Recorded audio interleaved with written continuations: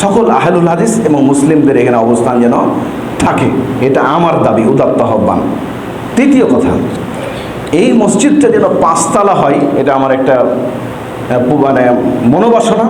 একটি 5 তলা ফাউন্ডেশন দিবেন, যেই ফাউন্ডেশনের উপরে এই মসজিদটি তৈরি হবে একটি কেন্দ্র।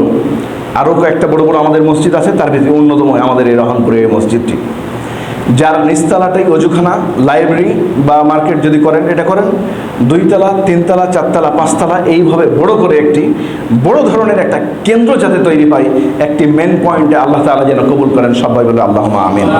আল্লাহ তুমি এই মসজিদকে কবুল করে নাও, সবাই বলে আল্লাহুম্মা আমিন।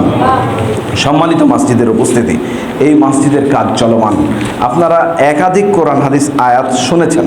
রাসূলুল্লাহ সাল্লাল্লাহু আলাইহি সাল্লাম বলছেন, কোনো ব্যক্তি যদি আয়েশা রাদিয়াল্লাহু তাআলা আনহার হাদিস, قال بنى مسجدا لا يريد به رياء ولا سمعة بيت الله, কোনো ব্যক্তি যদি কোনো মানুষকে লোক দেখানো অথবা আমি করছি এরকম দাম্ভিকতা ভাব ছাড়াই মসজিদ বানানোর জন্য ন্যূনতম পরিমাণ হেল্প করে, সহযোগিতা করে, পরামর্শ দিয়ে হোক, টাকা দিয়ে হোক, অর্থ দিয়ে হোক, আল্লাহ সুবহানাহু ওয়া তাআলা তার জন্য বানা আল্লাহু লাহু বাইতাম ফিল জান্নাহ, জান্নাতে তার জন্য আল্লাহ তাআলা একটা কি বানিয়ে দিবেন।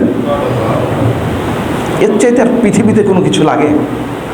আমি যারা এই মসজিদের কমিটিতে আছেন, আমার তো বিশ্বাস আপনারা 6 তলা বাড়ি করছেন, 4 তলা বাড়ি করছেন, আমার আত্মীয় স্বজন তো এরা, তো আপনাদের এই মসজিদ বানাতে 1-2 তলা বানিয়ে দিলে কি সমস্যা?